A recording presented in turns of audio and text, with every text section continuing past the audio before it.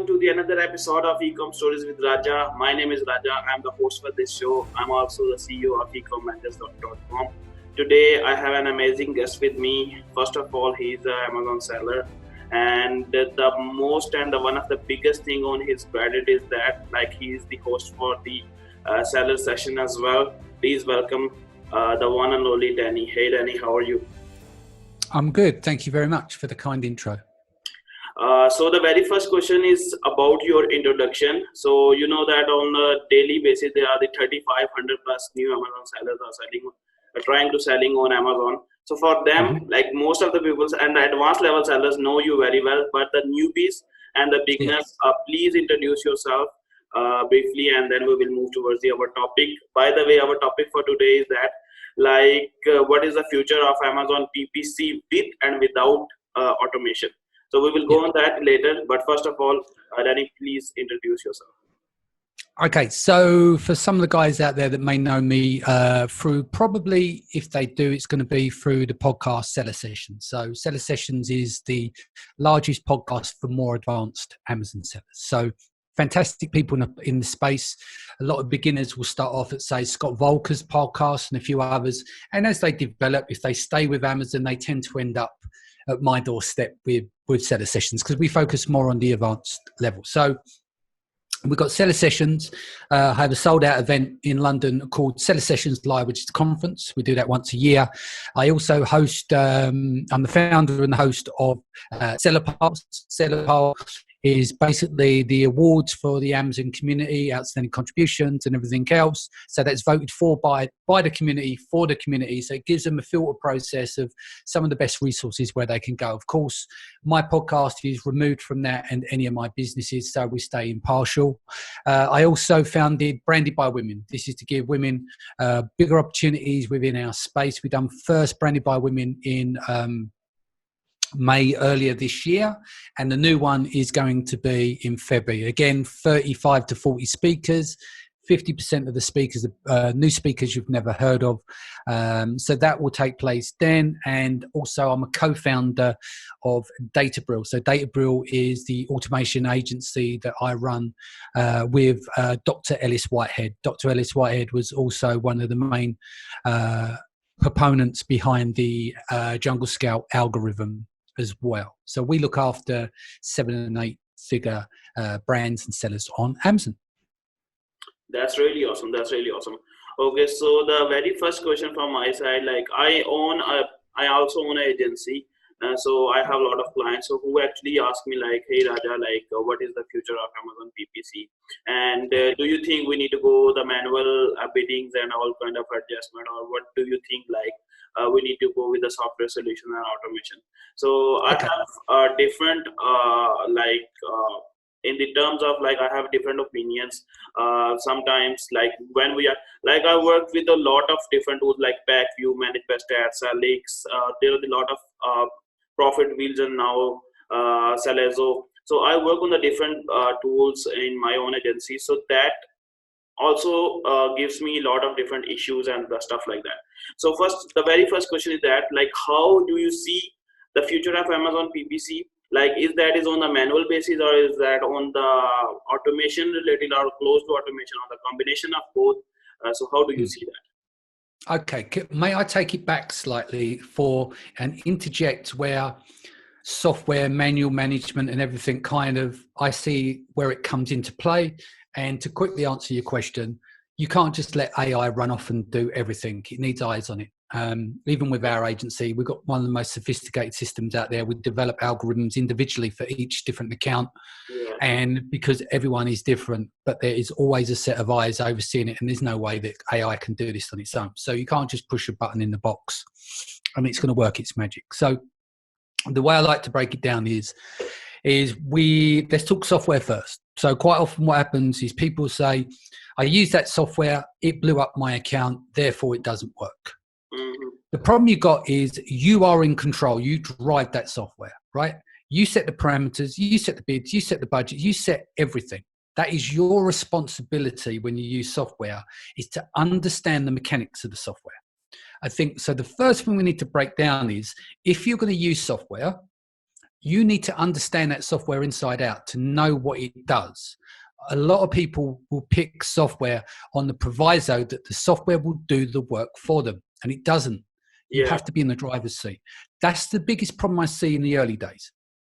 So let's just put that aside. So I always encourage people to start off manual, understand and learn the process. It's no different from any other part and function of your business. If you're going to employ someone in your business, you need to know what you're interviewing for, right? Yeah, you don't need to know 100%. You need 20, 30%, and you need to know you're not going to have your pants pulled down or the wool pulled over your eyes. Yeah. So there's no difference with that on the PPC side. You either outsource it as management to someone, you give it to a member of your team who understands it to know what the parameters are doing it. So why do we want to use software outside of an agency? Let's put it aside. The reason you want to use a software is to do the grunt work, not the intelligence work, right? So if you've got an account with 10 SKUs and you've got a limited amount of campaigns per SKU and you're going through a set procedure, it shouldn't take you that long to optimize, right? If you've got 100 SKUs, now we're starting to move into more complex area. We're looking at keyword cannibalization, different issues on impression share, all sorts of problems that you're going to face. Yeah. So you want to use a piece of software to do the grunt work, not the intelligence work. There is no point in doing the manual adjustments on all of these things across 100 items. If a machine can do it, and they can do it more sophisticated than you, and they can do that in real time, not when you log in to your account to manually make those changes, right? You see where I'm coming from here? Yeah. So it has its place. You should only use it for its place and its space. It should never be a replacement for something. One of the things we've done, and it's not a plug, you don't have to mention it. We built a tool which is free on databuild.com/tool. And effectively, we've got a video that says the 5 steps of optimization. And what you can do is you can upload your search term report and it will spit it out in a traffic light system, which is called best and worst keywords. And then it gives you 5-stage process to optimize. It's the most simplest process we've found that anyone can do for themselves. And I always say to people, look, with PPC, it's as complex and tricky as you want to make it to be, right? Because some people like to overblow it. But let's be real about it, right? If you've got a shit product, PPC doesn't save it. Exactly. PPC is used to amplify what you've got.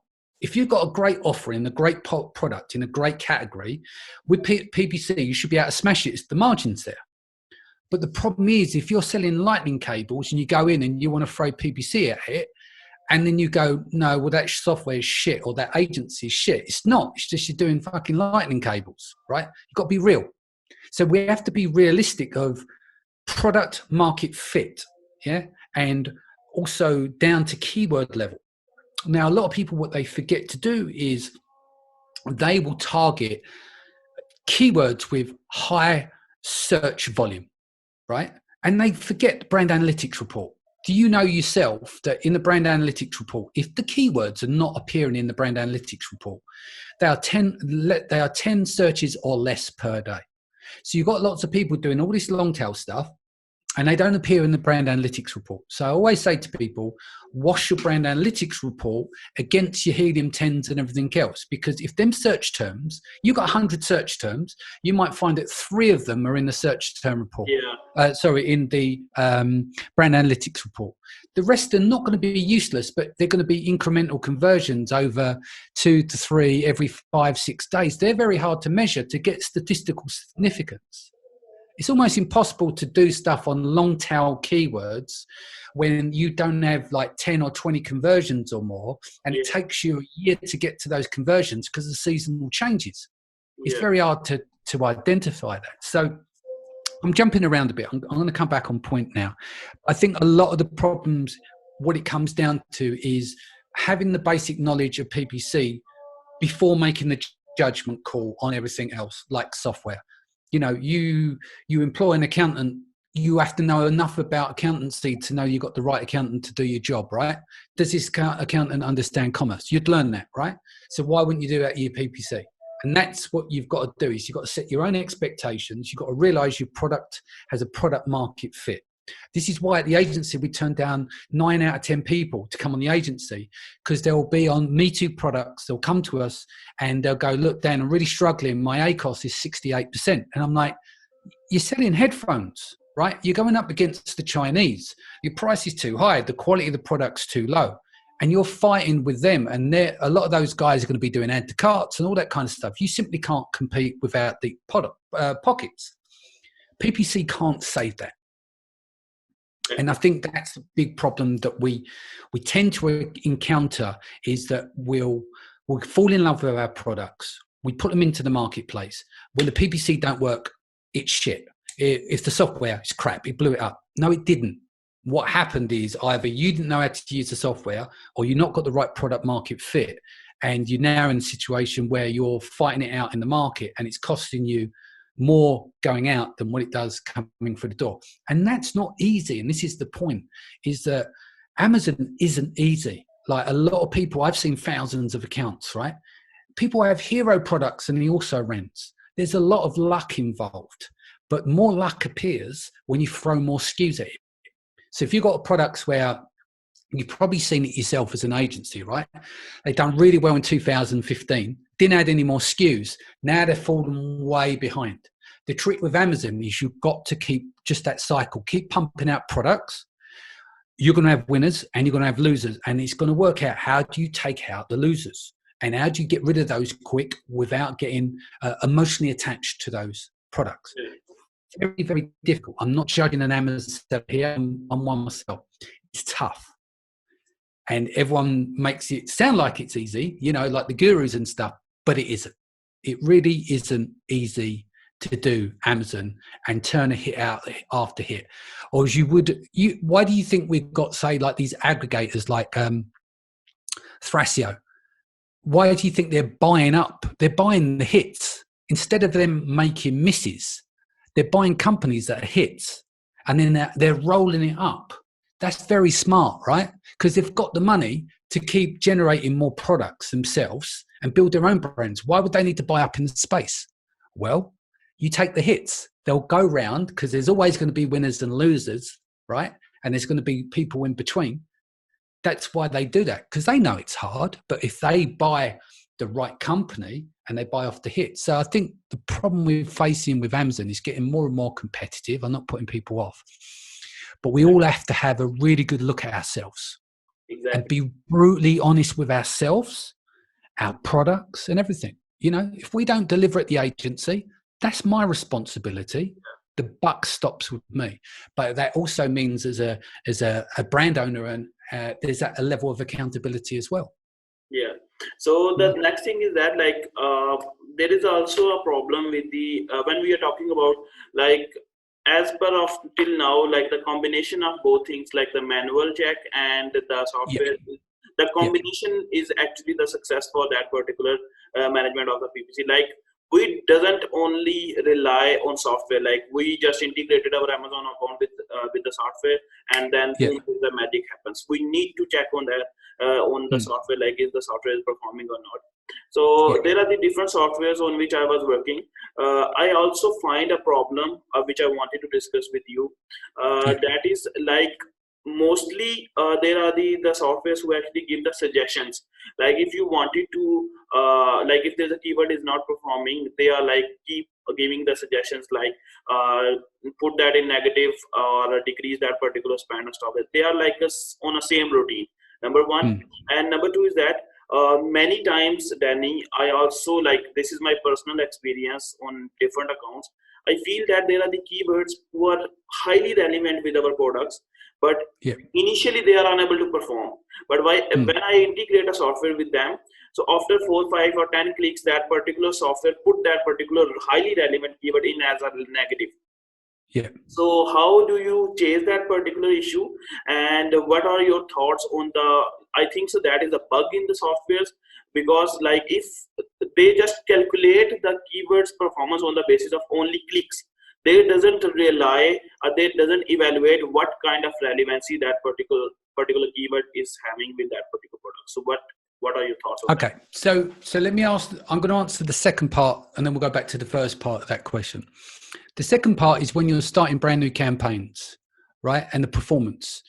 This comes down to how Amazon allows for impression share. So, give an example. We do what's called parallel testing. So client comes on board. We need to restructure them under our system, like you moving over to a software. The moment that you cut one set of campaign with campaign history and then move to the new ones you set up, it dies. The impression share disappears. Okay? Two things are happening here. If you're in a high velocity area, like headphones, say, for instance, or lightning cables, it might take you 4 to 6 weeks to recover the impression share from one campaign to another, because if that's got a good performance, right? So what I mean by that, let's just say we've got data build campaigns and client campaigns. We'll run the client campaign for 3 days, and then we'll do 1 day data build campaign, client 3 days, 1 day data build. So what we're doing is we don't want to disrupt the sales of that and the good campaign history of the current campaigns if they're performing well, right? So then that'll go 2 days client, 1 day data build, 1 day client, 1 day data build. And then eventually you'll see over time, if you look at our case studies on the website, you'll see how this little curve goes up, right? When you see that, that's because our campaign, their campaign, our campaign, their campaign. And what happens is, as we're making those adjustments, the impression share shifts from their campaign to our campaign, okay? Now, if you get stuck, there might be a point where it's too disruptive. Let's just say you run theirs for 3 days, 1 hour for one, and it literally cliffs. You've got a problem there. It's very sensitive. Exactly. So what you do is you run it in parallel and run our campaign for 3 hours. So their campaign on that day is still running. We run for 3 hours. Then you do that on a daily basis, and then suddenly you start getting impression share. Then you revert back 3 days theirs, 1 day ours, right? Now, if you've got campaigns with poor campaign conversion history, it makes sense to start a campaign from scratch because you're not dragging around that baggage with you. So the impression share on a brand new campaign should start up a lot faster because the history on that campaign is poor. So anyone moving to a software, whether that's third party or a company's development, that in-house, and it goes under their architecture and that structure, you always got to that point of moving over. It's the same as like Frasio has bought 3 of our client companies in the last 8 months. We've out of our clients, we've had 4 exits in 9 months under the agency. Yeah. And 3 of them booked by Frasio. And I know when I speak to them is that they've got to come off our system, go into their system, and they have to calculate like a bit of a loss in between to get their campaigns up to that impression share to get off to the races. Yeah. And that will be for the same people that buy companies and leave our company, go to another, or someone joining a software. So it's very key to understand that. If you're aware of this, to kind of summarize this really quickly, if you're very high performing and it's got good conversion history, when you try and transcend into another set of campaigns, 4 to 6 weeks, right? If you've got badly performing, start brand new campaigns and your impression share will kick in a lot faster because Amazon's looking for the quality of the history. Yeah. That's why it takes 4 to 6 weeks on the highly performing versus next to no time the other way. So that was the second half of your question. Remind me again, the first part of your question was negatives. Is that right? That is like there are the different keywords who are actually highly relevant with the product, but after some clicks, like initially they are not performing very well. Like they got 5 clicks, 10 clicks, 15, 20 clicks, and at that particular level they are not giving the sales at the initial stage. So what softwares are going to do, they actually directly off them, or they are going to put them as negative without knowing that that particular keyword is highly relevant with our product. So how you're going to share the thoughts of yours on that particular keyword? Okay, so we use probability factors. So we'll reintroduce, based on metrics, negative keywords in different time periods. So you might have a product where you got a highly relevant keyword, but in that time period, it's not performing very well for some reason. It could be your pricing versus competition in the market. So what we do is we use probability factors to represent. It could be the time of year. So it might be high end in terms of people shopping. And it's seasonal. Yeah. So we will represent those in different, based on probability factors. Yeah. But I don't know about other softwares, how they do that, because the level of sophistication.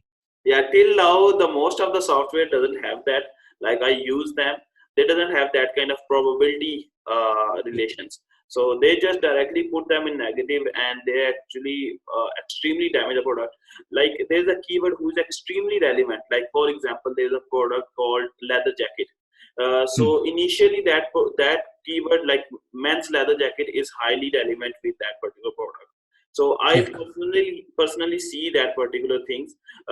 We got when we started that particular product. So initially we got like 15 to 16 clicks in 1 to 2 days, but that particular keyword is not converting.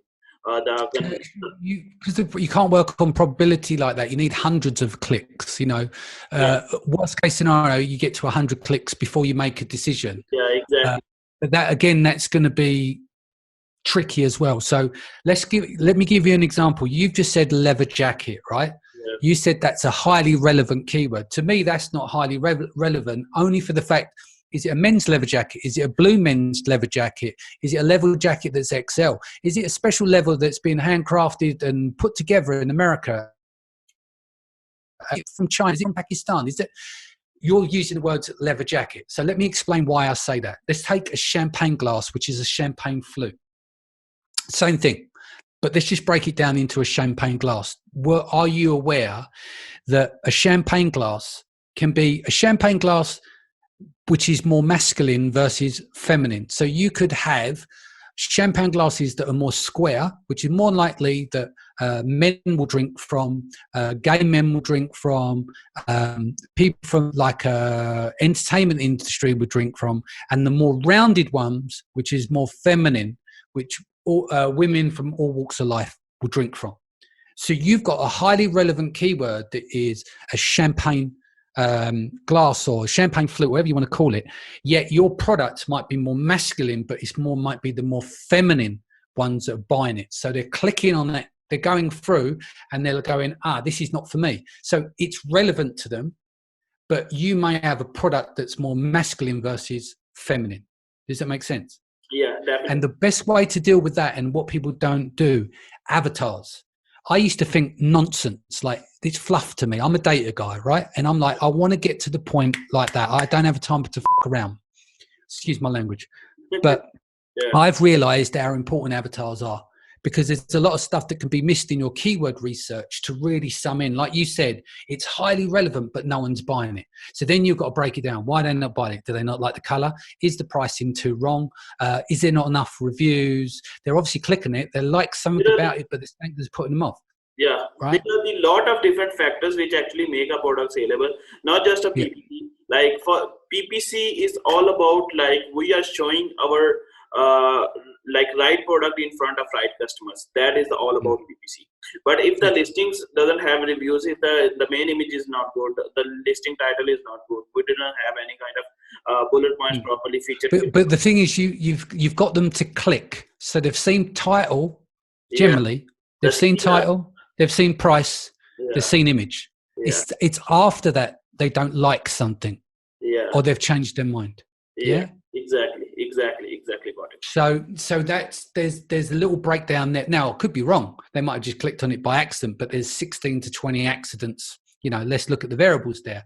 But generally, if someone's clicked on it, you've got 3 parts in sync. You've got the images, or the main image, the title, and the price are in sync for some reason, for them warrant to click on it. It's after that is that where they become a problem. Why didn't they buy?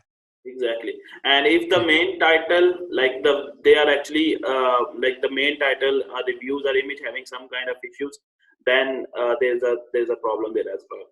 Like first of all, the impression is there. From impression to click, we need to target the customer. From click to conversion, we need to target the customer. So there are the different parts where we need to actually give a lot of take care. So Danny, that is all for today. like we have a very long video today, but still I have a bunch of questions for you. So hopefully we will arrange another call, like where Whatever you want. yeah, Happy to help. where we have a part 2 of this particular meeting, and then we will share more about the insights of the software and the combination of PPC. So hopefully we will have another very soon. So thank you so much for today's call. You're welcome. Really honored, and you come to the show. That means a lot for me. No, you're welcome. Thank you for your time. Okay, so everyone, that is all done for today. If you wanted to check the particular stuff, just see that particular video, and over and out for today. Bye.